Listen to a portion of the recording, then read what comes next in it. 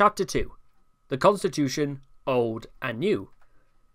In the wake of the tensions generated by Enoch Powell's notorious Rivers of Blood speech on immigration in 1968, the Labour politician and cabinet minister Richard Crossman made this entry in his diary. The British Constitution is like a rock against which the wave of popular emotion breaks, and one hopes that after a time the tide will go down and the rock stand untouched. This is the strength of our system, that, although in one sense we have plebiscitary democracy, actually the leadership is instituted from the masses by the existence of Parliament.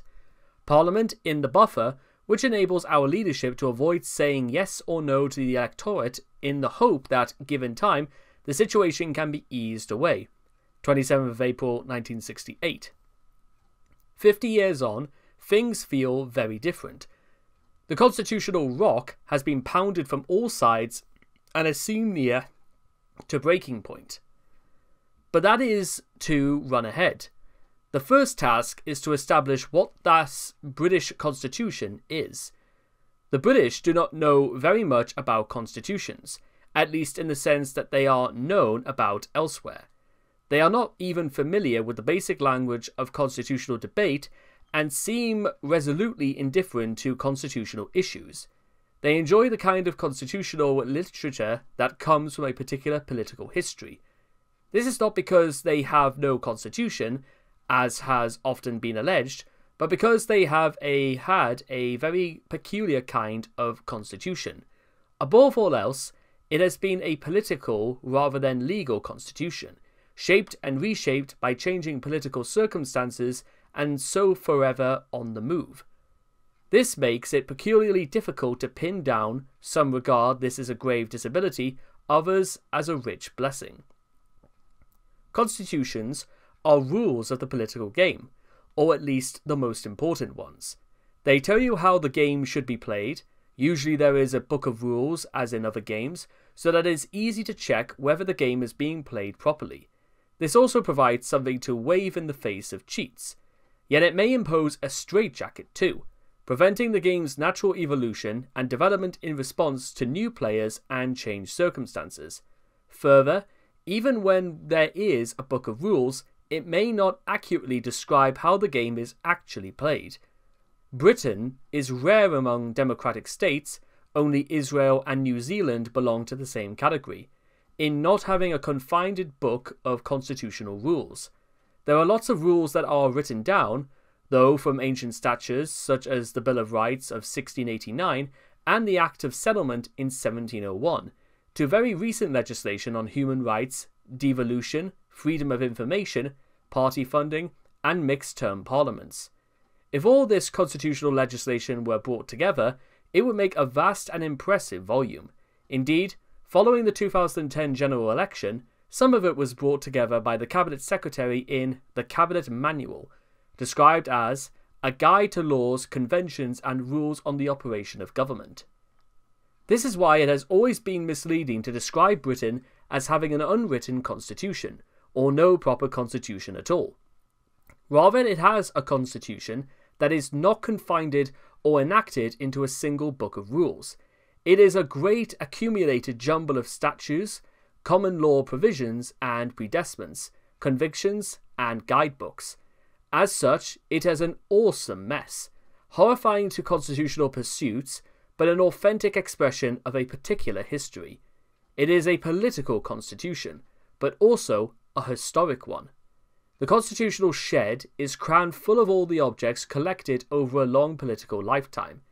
Nobody is quite sure which still work, or whether some have been suppressed by others, even as more objects are squeezed in.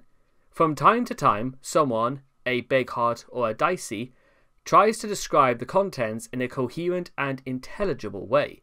Although this description may differ somewhat from the last time it was attempted, occasionally it is suggested, most recently by Gordon Brown, Prime Minister from 2007 to 2010, who floated the idea of a written constitution, that the shed should be sorted out once and for all, and everything put into a proper order. But this has always seemed a much too daunting task, and the need has never been sufficiently pressing. If more room was needed, then it would be easier just to add on an extension. The vindication of such arrangements, or so it was traditionally argued, was that they worked. "We Englishmen are very proud of our constitution, sir," declared Dickens' Mr. Podsnap. "It was bestowed upon us by Providence. No other country is so favoured as this country, in its combination of liberty with order, and in its protections against arbitrary government. The British Constitution seemed to offer lessons to the world. Certainly this was widely believed in the 18th century as the matchless constitution that had been bequeathed by the glorious revolution of 1688, was celebrated at home and admired from abroad. Parliament had disciplined royal power, the independence of judges had been safeguarded, and the resulting system of intrinsic checks and balances could be presented by the exemplar of a proper constitutionalism. The true excellence of this form of government, according to Blackstone's commentaries on the laws of England from 1765 to 1769, was that all the parts of it form a mutual check upon each other. The idea of balance was held to be a fundamentally producing of a practical form of mixed government that prevented tyranny while enabling effectiveness. The growing dominance of the Commons was balanced by the influence of the Crown and the Lords, thus securing a constitutional equilibrium. It is by this mixture of monarchical, aristocratical, and democratical power blended together in one system, and by these three estates balancing one another, that our free constitution has been preserved so long involatile," declared another 18th century constitutional theorist, Henry St. John Bolingbroke. Added, "It secures society against the miseries which are inseparable from simple forms of government, and is liable as little as possible in the inconveniences that arise in mixed forms." Alongside these ideas of balance and mixture was the concept of a separation of powers between executive, legislative, and judicial functions. As an axial constitutional principle in this The Spirit of the Laws, 1748, Montesquieu famously translated what he believed to be the model of such an admirable and ingenious separation in Britain into a more general constitutional formula that was to be influential with those, like the American Founding Fathers, seeking to construct constitutions on the basis of sound principles. There is a good deal of irony in all of this, since the British system has since come to be categorized as peculiarly lacking in institutional checks and balances, and, with the principle of a separation of powers, conspicuous by its absence, at least in any pure form. These were really no more than discrepancies and interpretations of a historical constitution at certain moments in its development, heavily influenced in many cases by the political predeclarations of the commentators themselves, rather than accounts of securely accorned constitutional principles, yet they have been and remain influential in shaping beliefs about the Constitution. The traditional notion of a constitutional balance between Crown, Lords, and Commons is still captured by the reference to the Crown in Parliament as the formal source of legislative authority. Even today, every law passed by Parliament begins with these words: "Be it enacted by the Queen's most excellent Majesty, by and with the advice and consent of the Lords spiritual and temporal, and Commons in this present Parliament assembled, and by the authority of the same." Note how "and Commons" just sneaks into this august assemblage. This is the moment to summon up the ghost of Walter Bagehot, who celebrated the account of the English Constitution from 1867, sought to strip away the appearance from the reality, the dignified from the efficient. Like so many anxious 19th century minds, Bagehot wanted to know how the pressures from an advancing democracy could be contained within the parameters of an ancient constitution. He found the answer in an elaborate system of smoke and mirrors.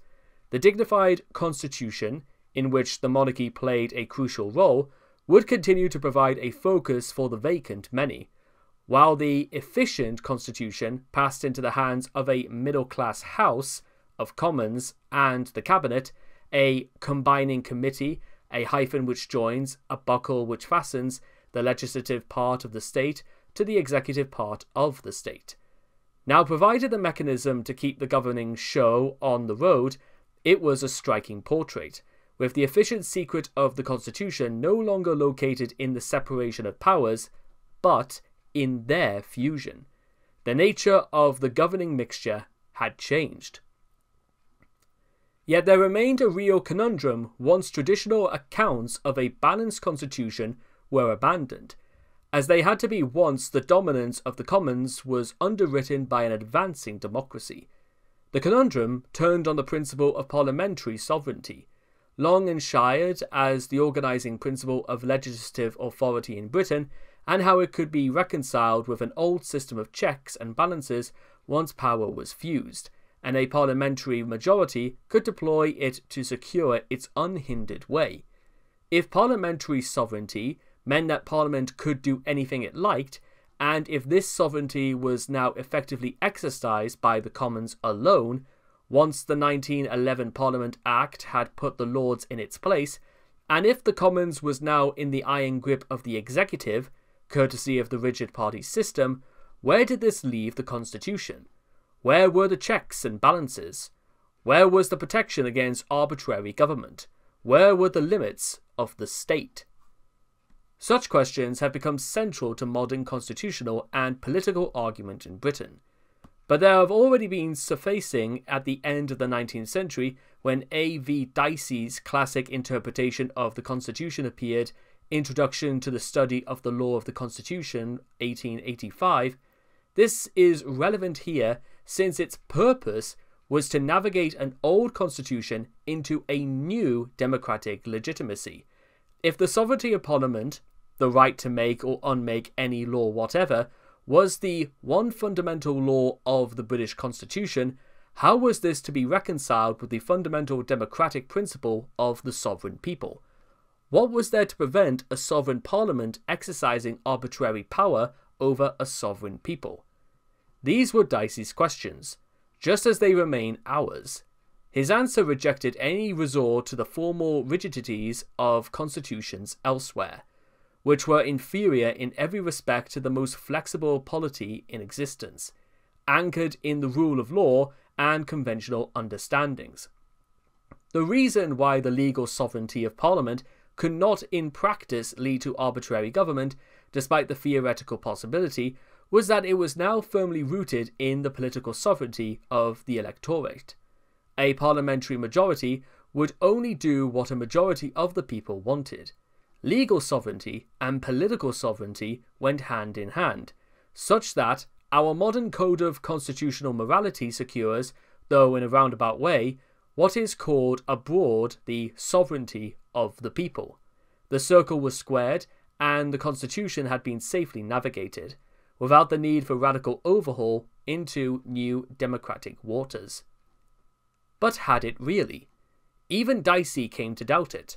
Once he switched role from academic jurist to liberal unionist partisan, in the former role he demonstrated why a sovereign parliament would always serve the wishes of a sovereign people. In the latter role, he denounced it for failing to do so. This, Dicey wanted to know how a transient Commons majority could arrogate to itself that legislative omnipotence which of right belongs to the nation, and warned, the context was the 1911 Parliament Act, that no country except England now dreams of placing itself under the rule of a single elected house. He therefore looked to the referendum as a protective constitutional device, a democratic check on democratic's evils, against the misuse of parliamentary sovereignty by temporary majorities. It is not necessary to share Dicey's politics or to agree with his remedy to think that he was onto something. These sorts of arguments were not to be heard again until much later in the 20th century, after a long period of intervening calm on the constitutional front. The 20th century was the era when disciplined party government really came into its own, with its legitimizing army of mandates and manifestos, and a constitution which enabled a majority party to deploy parliamentary sovereignty without check or hindrance proved especially congenial to its governing purposes.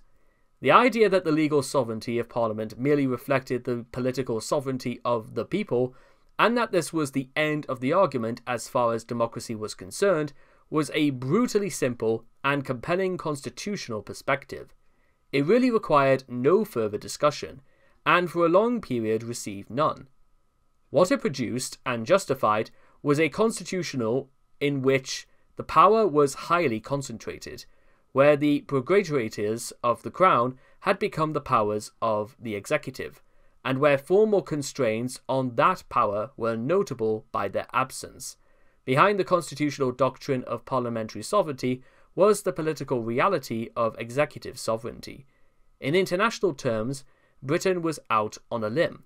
There was no book of constitutional rules, no Supreme Court to guard the Constitution against the politicians, no Charter of Citizens' Rights that had to be compiled with, no other ties of government that enjoyed constitutional status and protection, no second chamber with power to rival the first, and no electoral system that enforced proportionality between voters cast and seats won. This was a winner-takes-all system with a vengeance, not just in terms of how the the post-electoral system worked, but in terms of the governing resources available to a winning party. Getting your hands on the great prize of government with all of its unconstrained power conditioned everything. The style and culture of political life, with its embedded adversarialism, both reflected and reinforced the essential nature of the system. It was a system in which it was difficult to say what was unconstitutional at any particular moment, or by whom this could be said with any authority, as became clear in the arguments around Brexit. It was also a system in which constitutional laws had no special status or recognition, and were not subject to any separate producer in their making, unmaking, or amending. When the House of Commons passes a piece of constitutional legislation, it does not identify it as such or apply distinctive procedures to its consideration or extra conditions to its approval.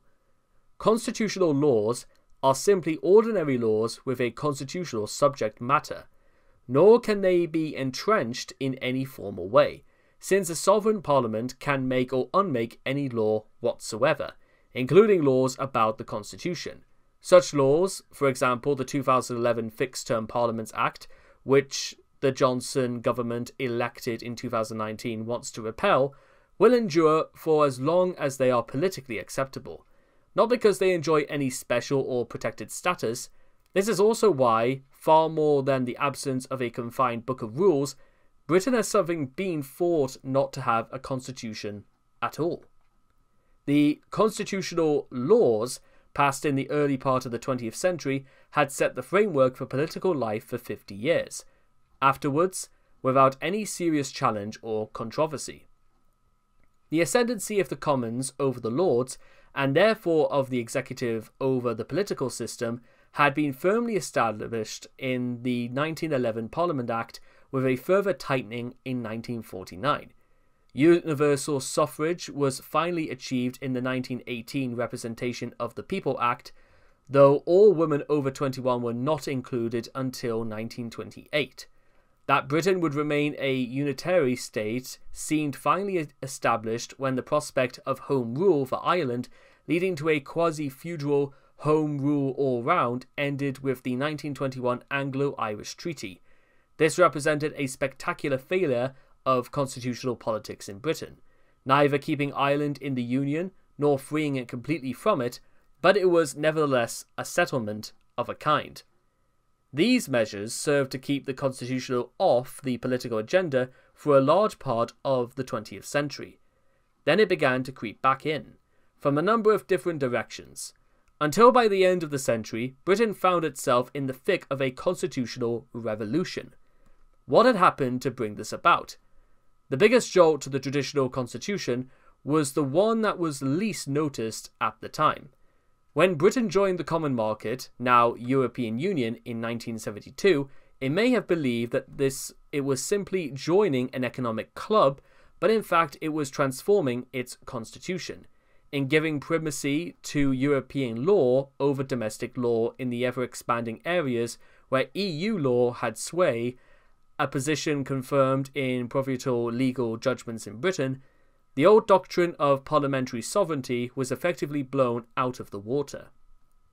Parliament was no longer sovereign, except in the formal sense that it could still vote to leave the European Union if it wanted to, which is exactly what happened in the 2016 referendum.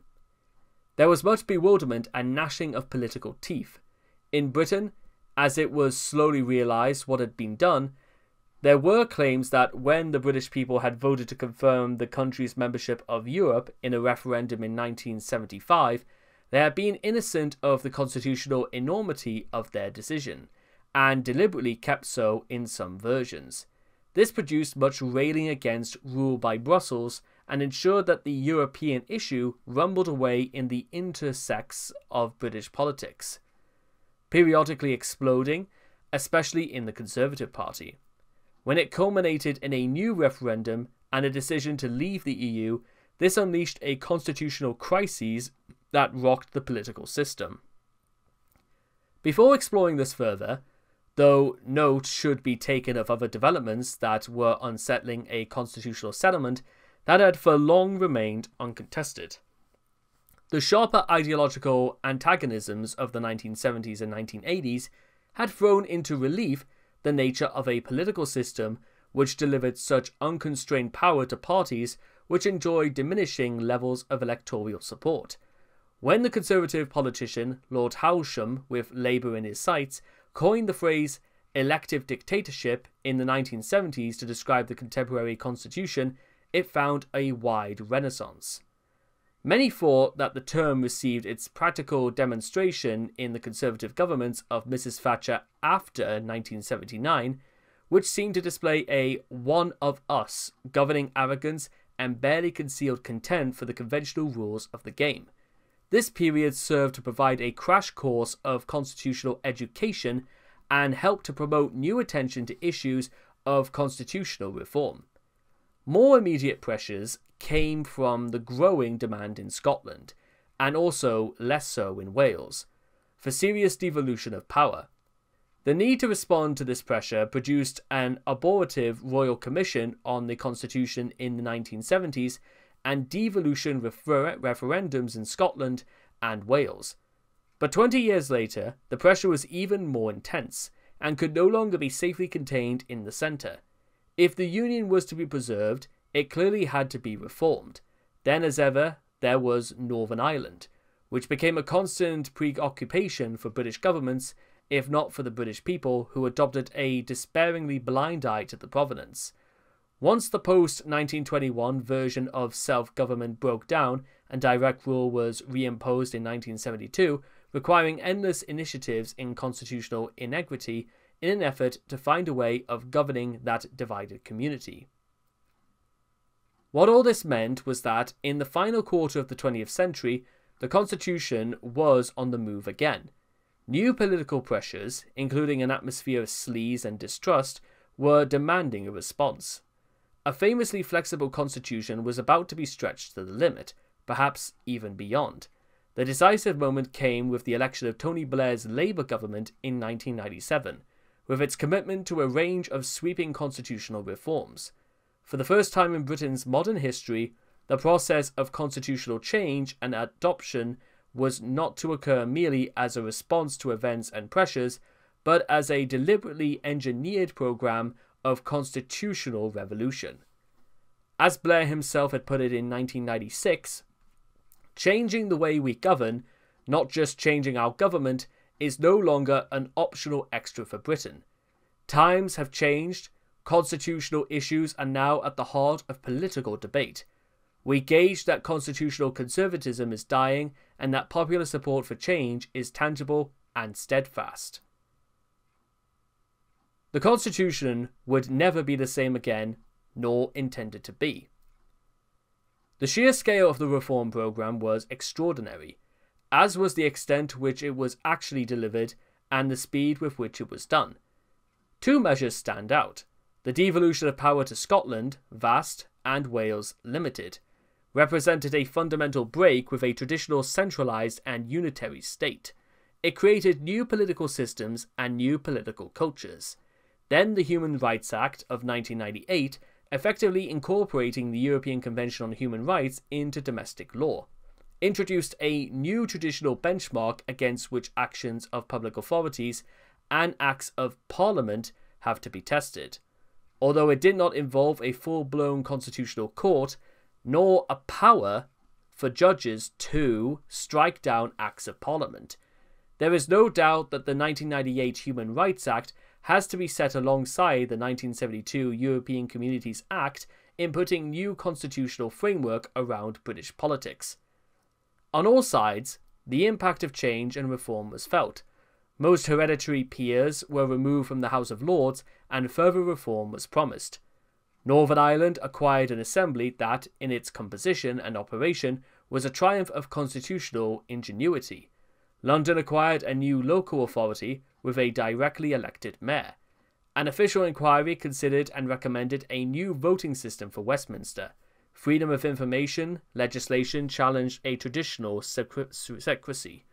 Partly funding an electoral organisation became the providence of a new electoral commission, which joined an expanding set of constitutional watchdogs.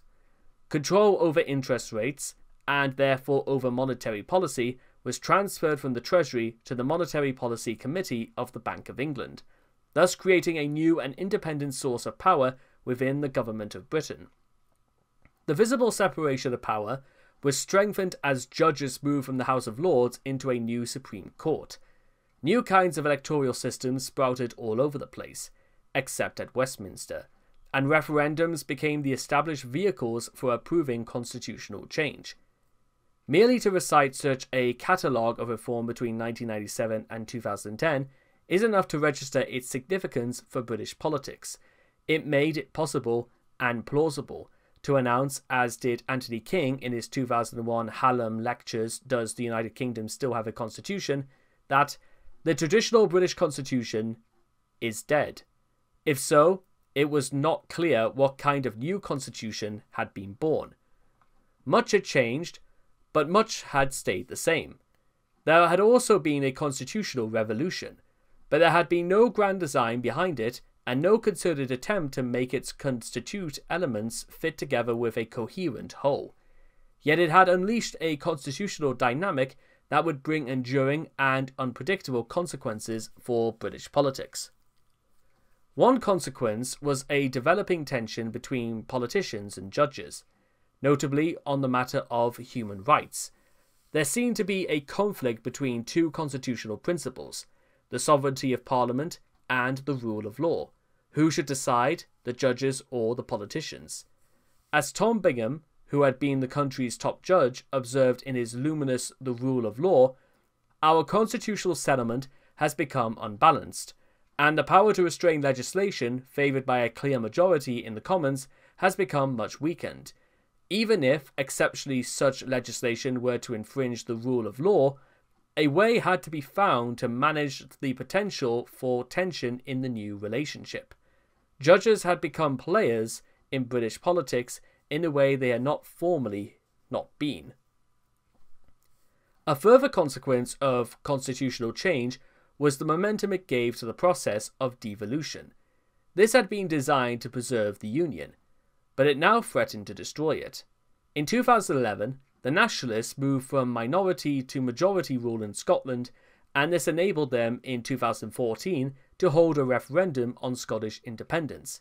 Independence was rejected, but the issue was not settled with Brexit reactivating it, and the future of the British state itself was now in question. It opened up debate about identities and loyalists of a kind that Britain had not experienced in its modern history. Even the English started asking questions about their own identity and how it might find political expression. It was no longer certain that Britain would continue to exist, and if it did, it would be very different from the unitary state of old. Even after Labour's constitutional revolution, The coalition government that followed had constitutional ambitions of its own.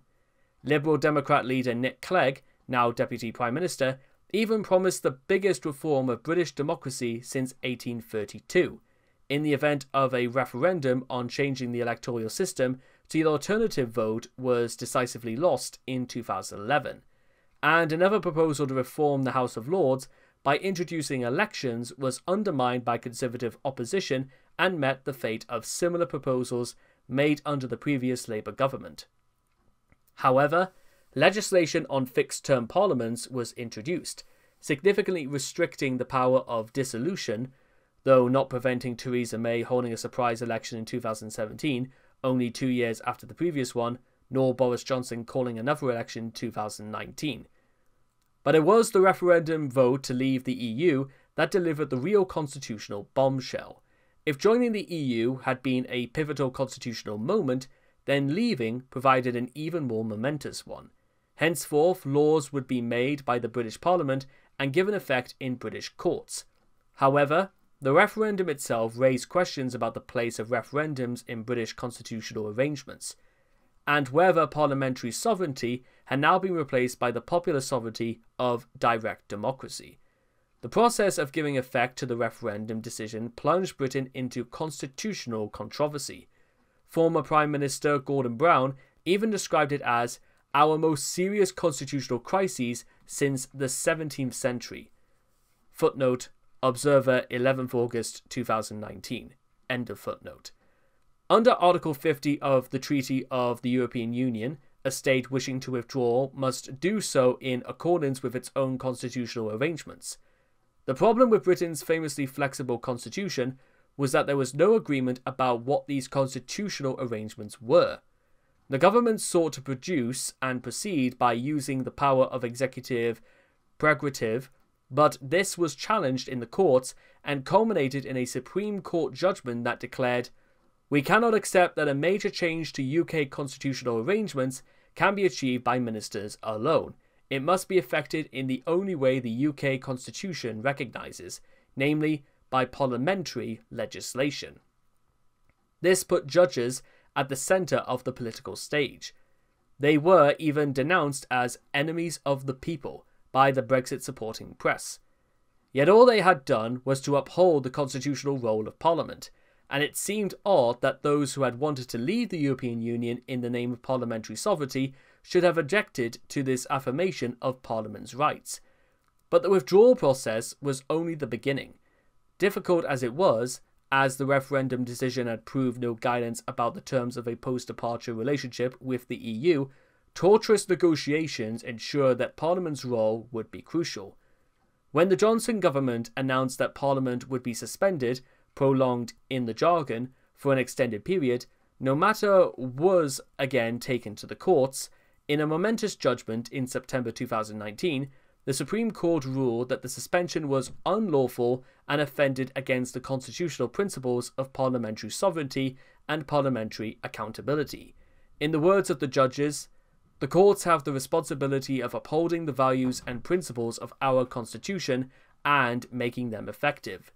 It is their particular responsibility to determine the legal limits of the powers conferred on each branch of government, and to decide whether any exercise of power has transgressed those limits. The courts cannot shrink that responsibility merely on the ground that the question raised is political in tone or context." Britain might not have a written constitution, but it had nevertheless acquired a constitutional court.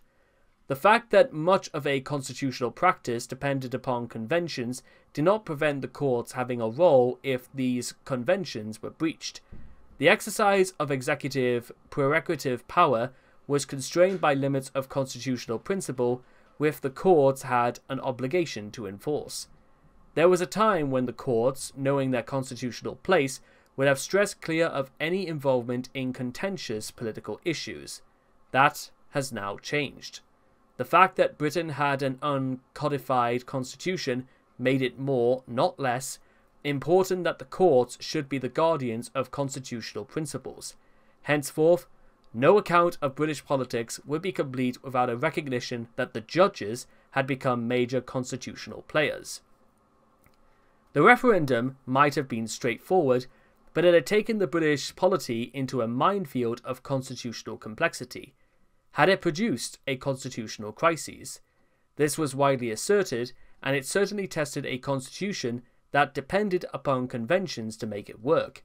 Yet in many ways, the crisis was more political than constitutional. There is no doubt that the tension between direct democracy and representative democracy generated a profound constitutional challenge. It also tested the relationship between government and Parliament, as Parliament sought to take control of the Brexit process. The position of Scotland and Northern Ireland, both of which had voted to stay in the European Union, ensured that issues of the Union could not be avoided. Yet in some ways, Britain's flexible constitution, with its reputation for being able to respond to whatever was thrown at it, should have well been placed into accommodation the traumas of Brexit. It was less a constitutional failure and more a failure of the party system and of the conduct of politics. Where did all this leave the old political constitution at the end of the second decade of the 21st century?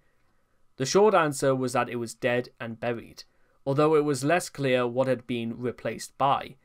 Where there had once been such simplicity, there was now complexity. Where there had been a clear and unrestricted line of governing authority, there was now a whole array of checks and constraints. Power that had been concentrated was now divided up. What had once been declined politically was now decided by codes, rules, courts, and commissions. The sovereignty of Parliament was changed, the separation of powers enhanced. In the words of Vernon Bogdanor in his The New British Constitution, this represented the beginning of the transformation of Britain into a constitutional state. It also made governing a lot more difficult. From activist judges to developed parliaments, and from a more confident House of Lords to a less compliant House of Commons, governments had many more hurdles to get across. Brexit tested a system that relied on conventional understandings to make it work. It also revealed that the country that gave the world parliamentary government had still not established a proper constitutional relationship between executive and legislature. Governing without a secure majority had challenged the assumptions of a traditional kind of politics. Yet the 20th century charge had been that government had become too easy and unrestrained, and that a political constitution needed to be constitutionalized. In many respects, this had begun to happen, but not in any coherent way. It was all a bit of a mess. Compounded by the fallout from the decision to leave the EU, some thought it was time to sort out the mess and write the constitution down. But too much remained uncertain and disputed for this to be a practical proposition. At a time when politicians find it hard to agree on anything, it is extremely unlikely that argument or agreement could be found on a new constitution. At some point, events may conspire to provoke some serious constitutional making. The fallout from Brexit might have been such an event, although the Conservative government elected in 2019 wanted to use its majority to make some constitutional changes of its own. In the absence of anything more comprehensive, muddling along and tidying up is likely to continue to be the order of the day.